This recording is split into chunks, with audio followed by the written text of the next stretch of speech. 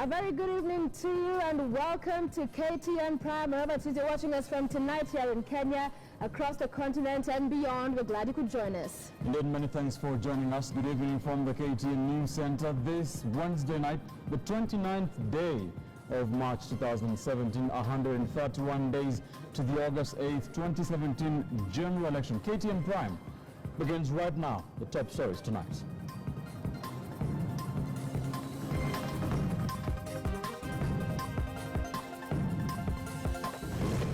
Uwezo wa kiserikali ambaye anatumia sasa, kama kweli angetumia kwa niaba ya mwananchi, maisha ya wananchi yangekuwa mbele leo. Defiant with his D-, Joho grilled by detectives as diehard fans dance outside. Our declaration is the condition that Section 53(5) of the Election Act 2011 is unconstitutional, and without this is an issue. Civil servants do not have to resign to run for polls. But what about those who have already resigned? There is total failure on the part of Parliament to perform a constitutional obligation. Plus, victory for women on gender principle. But what will it take to implement the ruling?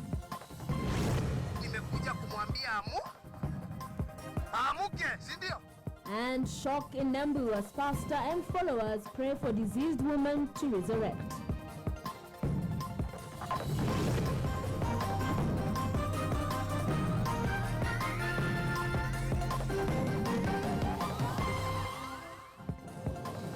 Welcome to the broadcast. I'm Ben Kitili. I'm Sophia Wanuna. Our sign language interpreter tonight is Maresha Owiti. Top detectives took specimens of Mombasa Governor Hassan Ali Joho's handwriting and signature as the probe over his academic credentials continued. Joho was grilled at the Directorate of Criminal Investigations for close to 2 hours by Assistant Inspector General Samuel Nyambengi in the face of the raging storm over his KCSE certificate. As KTN News Coast reporter Francis Ontomo now tells us, a defiant Joho came out guns blazing and rubbishing the probe, insisting that he must have his name on the ballot this year. Officers from the General Service Unit take their position. Defiant supporters begin their march towards the DCI offices. Not even the words said by these officers can block their resolve. This is how the day began for Governor Hassan Ali Joho as he set out to honor police summons. Accompanied by his lawyer Siaya Senator James Orengo and prominent city lawyer Mohamed Balala, Joho finally made it here. Police needed him to give some explanations. And after some 2 hours of grilling, he emerged from the premises.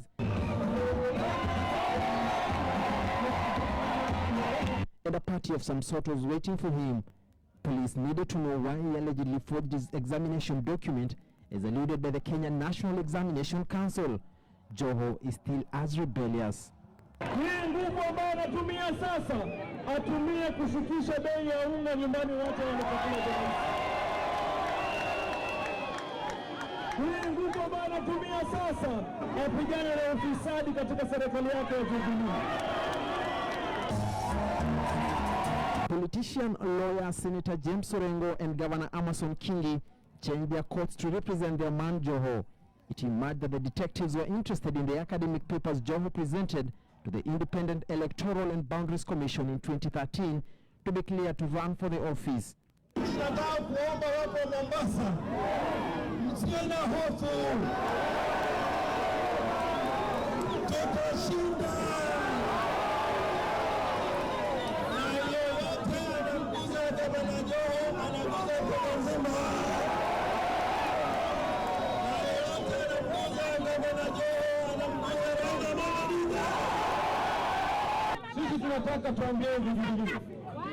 Kesi ya siasa umaliza nyumbani kama hivi, haipeleki kotini, lakini kwa sababu ni waoga, wanataka kutumia vifaa vya nguvu vya serikali kupitisha sisi. The reason why authorities are on Joho's neck has everything to do with the KCSE result slip of 1992 that purports that Joho scored a C+ in order to get admission into university. Joho says that is not his. Instead, he says he scored a D- in 1993.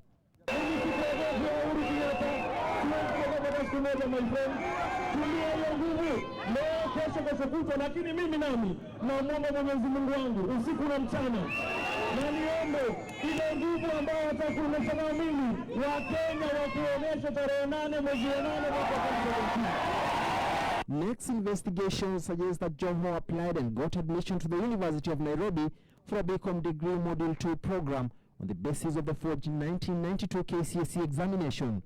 Claims that if proven could prove disastrous to Joho's quest for re-election.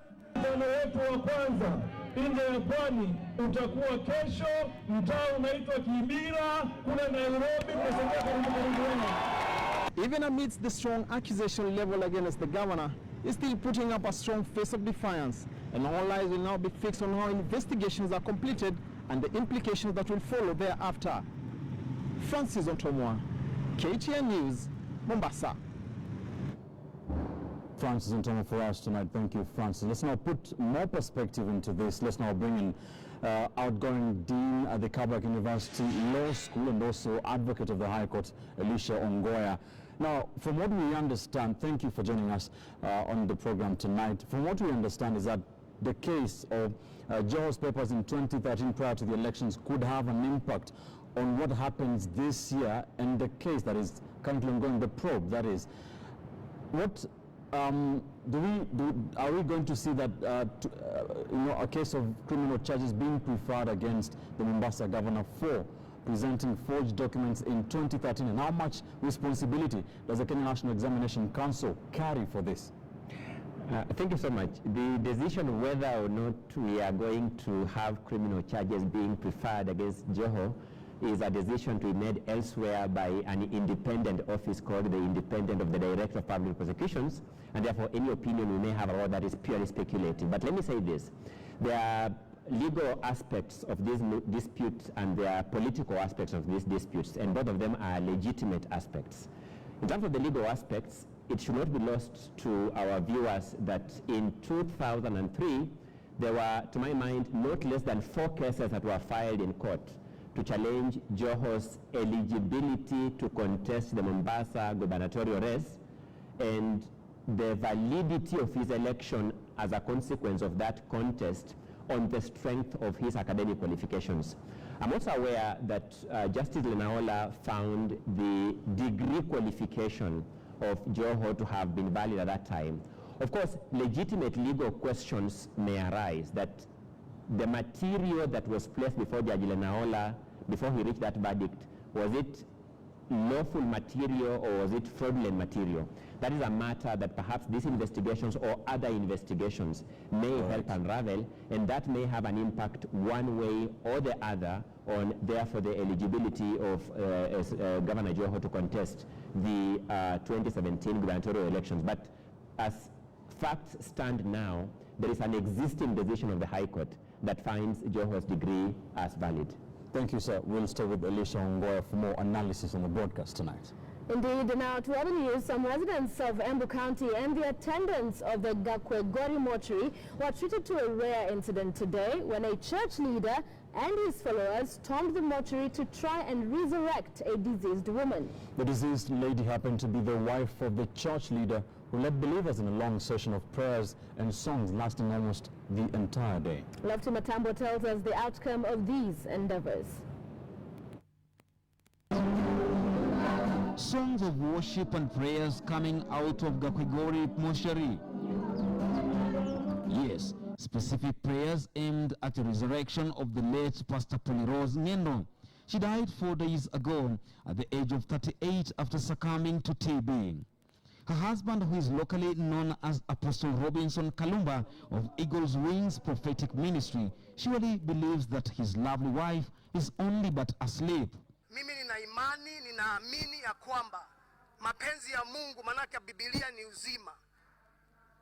Hata asubuhi ya leo nikitoka, maana msichana wangu aliuliza jana, "Daddy, mami maana alikuwa hospitali atakuja lini?" Akaambiwa na msichana wangu Wednesday. Both the husband and his followers are yet to understand why the larger family has already started the burial arrangements. Na hakuna ubaya, wamemtengenezea vizuri. Kwa hivyo mimi nimekuja kumwambia amuke, si ndio? It's reported that the mortuary aides had already treated the body with formalin, a chemical that fixes the cells and internal organs of the body. Hiyo ilikuwa inapangwa mazishi ni Saturday. Lakini akifufuka siku ya leo, Saturday itakuwa ibada ya kumtukuza Bwana. Wakasema wao hivyo ndivyo wanaamini. Sasa waliingia saa 5, saa hii kitu saa 7, bado wanaomba, tunangoja ule mwili ufufuke. Sasa sisi hatuamini venye wanafanya. Yes, tumekubalia waombe, lakini hakuna possibility asiyo marehemu afufuke. The media was barred from getting into the mortuary. They prayed all the way to about 4:30 p.m. But the late Paul Rose did not rise as they had hoped she would. The praying party went home, and now they will humbly await for the burial set for this Saturday. Lofty Matabo, KTN News. And we draw our big hit tonight from that story by Lofty Matambo. We're asking you to send your comments in on what you make of those prayers to resurrect the wife of the pastor. Indeed, an interesting story from Embu. Tell us what you think. Tweet us, text us at Ben_Kitili. That is on Twitter at Sophia, on at KTN News, at KTN Kenya. The hashtag is KTN Prime. A court in Kericho has declared as unjustifiable, unreasonably unfair, and unconstitutional the law requiring civil servants to resign 6 months before an election. The ruling by the Employment and Labor Relations Court effectively gives civil servants wishing to contest in August at least another month to continue working for government. However, many civil servants, especially in the county governments, already resigned before the 8th of February as had been ordered by the head of public service, Joseph Kinyua. Declaration is the recognition that Section 53(5) of the Election Act 2011 is unconstitutional and without any basis in issue. The declaration and receiving the public officers covering leave office to participate in the election process on nomination or conclusion of the nomination process for the general election. The bill is hereby issued restricting the first to fourth respondents by themselves, servants, agents, employees, assignees, and proxies, and representatives from disqualified public servants from the next or any other election for not vacating office 6 months to the election date. And other social regime is hereby issued to rule into this honorable court and cause the fourth response letter on resignation from office by public servants seeking elected posts in the general elections dated 1st December 2016. Let's put this again to Elisha Ongwe, outgoing Dean Kabarak University Law School, who is here with us on the broadcast tonight. So, sir, let me understand this. What happens if I am working for government, I'm a public officer, and I'm running for with an opposition party, a party that is not Jubilee Party? Is the government under any obligation to retain me? Will I not be giving government secrets to the opposition or wasting public resources in that time? Well, allow me to put a disclaimer here that I've not had the benefit of reading the entire judgment of the court to appreciate the reasoning that culminated into the declaratory orders which we have had the judge finally pronouncing. But having said that, it would mean that then the principles of equality apply, and if the principles of equality apply, it would mean that it matters not whether you opt to run on the ruling coalition or on the opposition party. It will mean that you'll be treated equally, and therefore whatever expectations are made in respect of candidates running on the ruling coalition or the ruling party and candidates running for the opposition coalition or opposition parties, they would have to face the same challenges and the same opportunities in terms of how they can access information and what they can do with that information, and any consequences for such access or use of information are expected in law to be equal across board. Anything else will be discriminatory. All right, thank you, sir. All right, and we'll continue to stay with Ongoya because we will be talking to him as well about the next story we're running for you, where Kenya's parliament has a maximum of 60 days within which to enact the 2/3 Gender Rule Amendment Bill of 2015. High Court Judge Justice John Mativo ruled that the National Assembly and the Senate have failed in both their joint and separate constitutional obligations to ensure that the principle of gender representation as enshrined in the Constitution is protected. Here's Sharon Momanyi with more details. Of Made must be, and is thereby issued, directing Parliament and the Honorable Attorney General to take steps to ensure that the required legislation is enacted within a period of 60 days from the date of this order, and to report the progress to the Chief Justice. It is this ruling by Justice John Mativo Wednesday morning that could possibly see a fast-tracked implementation of the 2/3 gender rule. In the ruling, the judge stated that Parliament failed to fulfill its fundamental role by failing to enact the law on the 2/3 gender rule as required by the Constitution. I am satisfied that the first and second respondents have failed, refused, and or neglected to perform their constitutional mandate prescribed in the Constitution. Consequently, this petition succeeds. Petitioners in the case, including the Center for Rights Education and Awareness, Community Advocacy and Awareness Trust, and the Kenya National Commission on Human Rights, described the ruling as a big win for Kenya as it seeks to attain gender equality, including in elective posts. One of the things he said today is there is nothing like the supremacy of Parliament. Parliament has acted contrary to the will of the people, contrary to the Constitution, contrary to the rights of women in this country.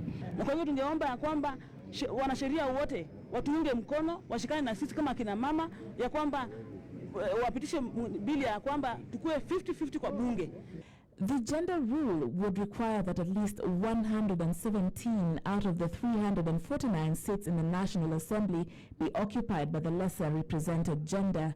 As it is, women in the current scenario, should 117 women not be elected, political parties would have to nominate them to add up to the required proportion. Those opposed to this say that this would lead to a bloated parliament. The bloating will only come about if there is a lack of political will. Political parties are essentially the primary gatekeepers of those seats, okay? They can put within their own political parties systems, mechanisms to ensure that women get elected. Justice Mativo further gave the green light to commence the process of dissolving Parliament should it fail to meet the 60-day deadline. That a failure by Parliament to enact the legislation contemplated under Article 27, 6 and 8 and 81B of the Constitution amounts to a violation of the rights of women to equality and freedom from discrimination, and a violation of the Constitution. The letter advising the President to dissolve Parliament should be ready by 29th of May. But we don't want to get there. We are hoping that something will happen, that we will not get to dissolution in Parliament, that we shall not disrupt the activities towards the election, because when we have a dissolution in Parliament, then the timelines for the election must change. Following an advisory request by the Attorney General, the Supreme Court made a majority ruling in December 2012 that a framework to implement the 2/3 gender principle must be in place by August of 2015. Parliament extended this period by a year, further failing to pass the bill twice, including by boycotting the vote. 7 years after Kenyans passed the new constitution, and they are finally staring at a possibility of seeing public offices constituted as prescribed by this document with regard to gender representation. 60 days is what Parliament has to uphold this ruling or be totally dissolved. Sharon Momanyi, KTN News at the Milimani Courts, Nairobi. Right, so Parliament has been found guilty, and Alicia Ngoya, who has been with us this evening on the broadcast, was representing two of the petitioners in that case, that Center for Rights, Education and Awareness crew, as well as Crown Trusts. Alicia, so let's talk more about this ruling. And one of the things we have had, of course, has been a long journey coming up to this particular point. But on one hand, with the law requiring that elective and appointive positions, at least not more than 2/3 of which gender take them up, there are arguments that when you're talking about appointive positions, it's understandably relatively easier to achieve.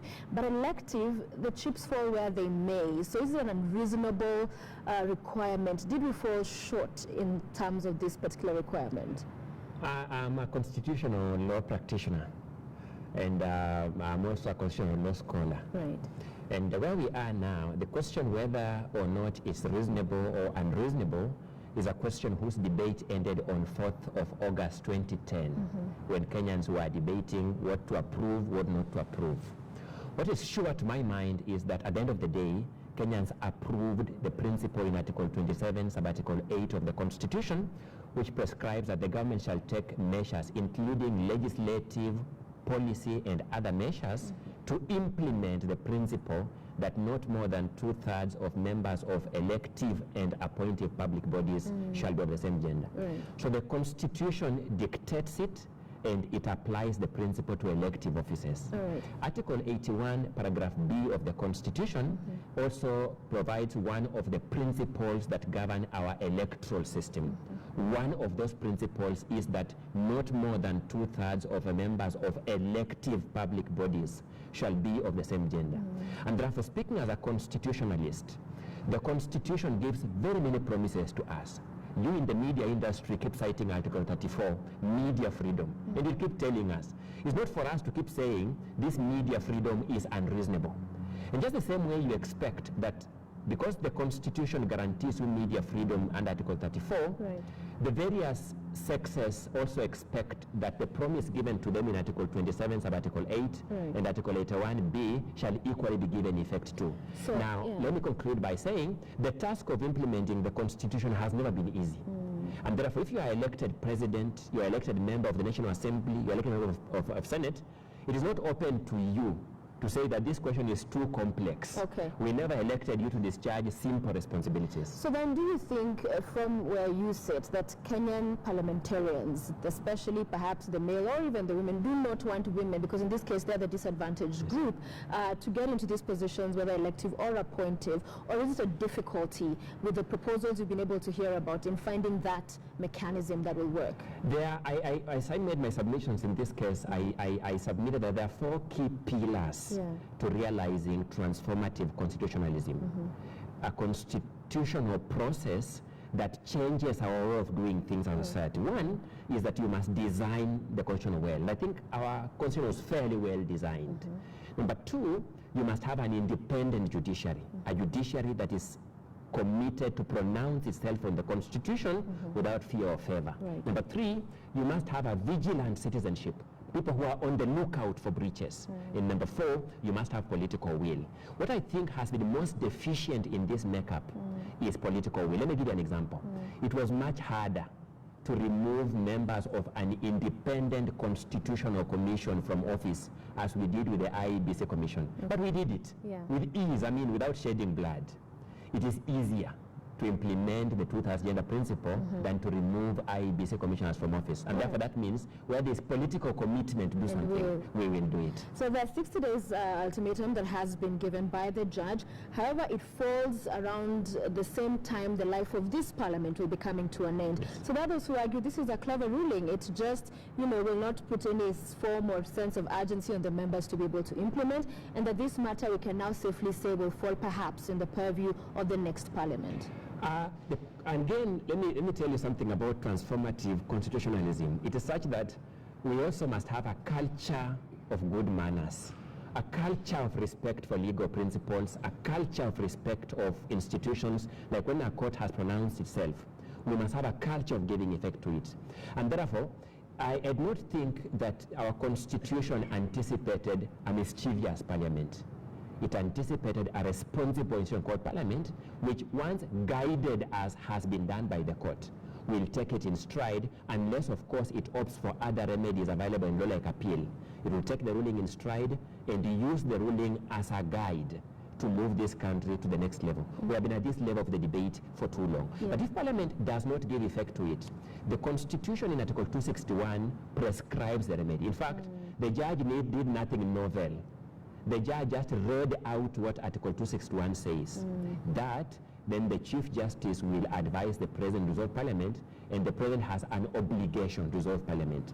That bulletin clause was put there to provide some sense of danger. So you're hoping there's goodwill, although there isn't danger because their term is coming to an end anyway. You know, these members of Parliament are struggling to have their pay kept up to March next year. Okay. If you tell them you are cutting their term by 2 months, the same instinct may prompt them to do something about it. All right. Many thanks, Elisha Ngoya, who is an advocate of the High Court as well as outgoing Dean Kabarak University Law School with us tonight here on KTN Prime. Right, let's get to the next story, Ben.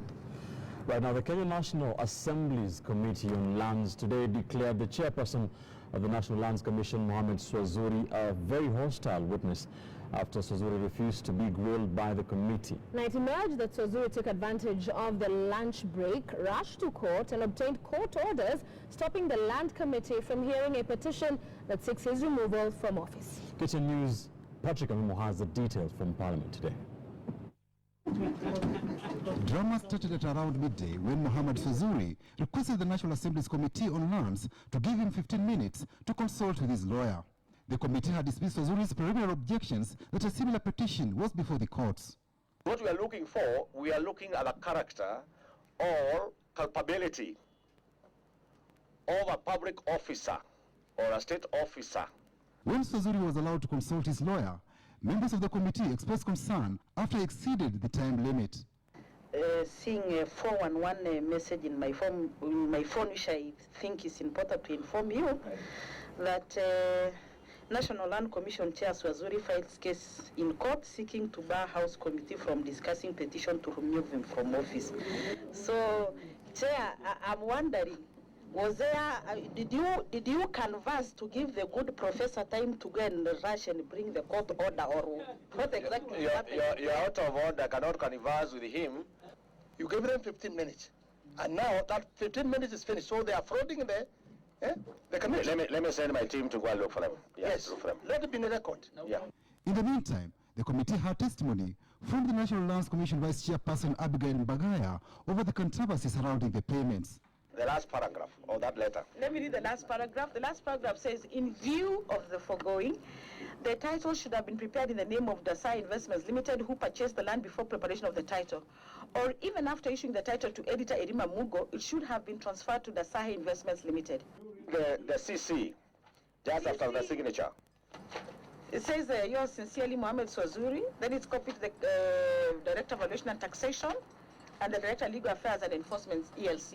What does it say? LFC. Kindly proceed to issue letters of award for compensation. At 4:30 p.m., Swazuri and his team walked into the committee room. Swazuri had been directed to bring documents and letters he signed authorizing payments. Interestingly, Swazuri had earlier moved to court and convinced Justice John Mativo to stop the committee from hearing the petition seeking his removal. Swazuri released the bombshell. Documents, but we are not going to submit them now because we have obtained orders to stop these proceedings. My friend Professor, I'm not served, so we shall have to proceed. It is coming because an order is already issued in court. We can't wait. Professor Ojeda, you are a commissioner of the Judicial Service Commission. It will be very, very unfortunate that you, being the custodian of the law, you are the same person who is trying to circumvent the law. The duty of an advocate to a client is often to the law and to the Constitution. Excuse me, you don't have time to repeat yourself, Professor. Okay. Yeah, but those are dangerous statements. In the procedures that we use, I've already pronounced over it, and I've told them, no, we should not go that direction. The committee has directed that we need the documents tabled and also be served the same. And I think we should progress with the business of the day. Now, in the circumstances, we shall at the moment, declare you a bad witness for that matter. And a very hostile one. Reasons are very clear. I am not served. I don't know what could be stopping me from proceeding with this. So Swazuri was ordered out of the committee room. But after 10 minutes, Swazuri and his lawyer walked into the chambers, presumably to serve the court orders. Swazuri's attempt to serve was nipped in the bud by the hawk-eyed chairman. We are strangers in this meeting. Silent house, we are strangers in this house. Earlier in the day, Swazuri had been in a tight corner over the alternative dispute resolution meetings he chaired over the disputed parcels of land. Patrick Amimo, KTN News. The New Look Standard newspaper hit the streets this morning with readers finally feeling the change promised to them by the Standard Media Group. The oldest newspaper in the East African region introduced a new look with a redesign of its pages and refined content. I'm the salesman today. Now, here's something you don't see that often. A company CEO serving you with your favorite newspapers early in the morning while in traffic. Sam Shuley, the Standard Group CEO, led a team of staffers from the media house who just for today gave up their desk jobs for a much more important role. You'll see it inside. Ensuring you get the latest news and information through a revamped newspaper that has been trusted by Kenyans for well over a century now. We are very grateful that we are in the road and the customers are responding very well to ourselves. It's very well designed, the new newspaper, and we want to make sure that it succeeds. That's why I'm leading from the front. I'm a vendor today, I'm selling newspapers. It's a very hard job. I really appreciate what these guys do. But nimeuza kadhaa, nimeuza gazeti kama 10 hivi, niko sawa. Wengi wanapokea gazeti hili kwa uzuri sana, wamefurahishwa na mabadiliko hapa na pale, na nafurahia sana kutangamana na baadhi ya wanunuzi. Manake ni watu ambao mimi kazi sijazoea bana, lakini wanafurahia pia kituona tutangamana sana mashabiki wetu. Kwa hivyo kazi nzuri. The New Look Standard newspaper is spearheading change in the industry through a much more reader-friendly newspaper that has seen the introduction of new segments such as the Hustlers Pullout and the reintroduction of the Education Pullout as part of measures put in place to widen the scope of readership for Kenya's boldest newspaper. Naona imechange style iko mzuri. It is naipenda. Imeandikwa kwa njia ambayo inaeleweka zaidi na vilevile ni rahisi sana ukisoma kuliko ile awali. Okay, then naona hii gazeti imenibamba na iko poa. The winds of change blowing across many streets in Kenya Wednesday morning had been precipitated by a glamorous event Tuesday evening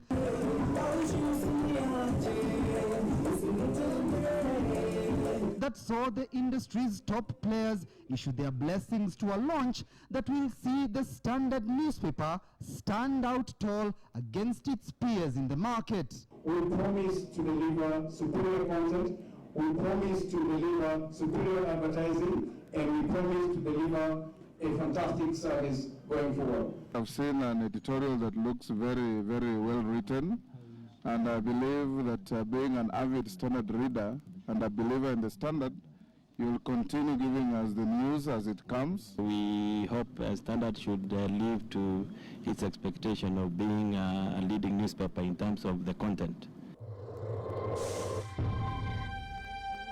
The Standard newspaper, which has been in existence since 1902, has no doubt undergone its fair share of transformation.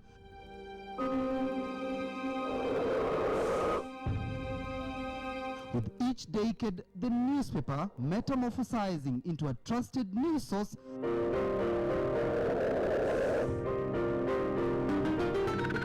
becoming bolder and better with each new dawn.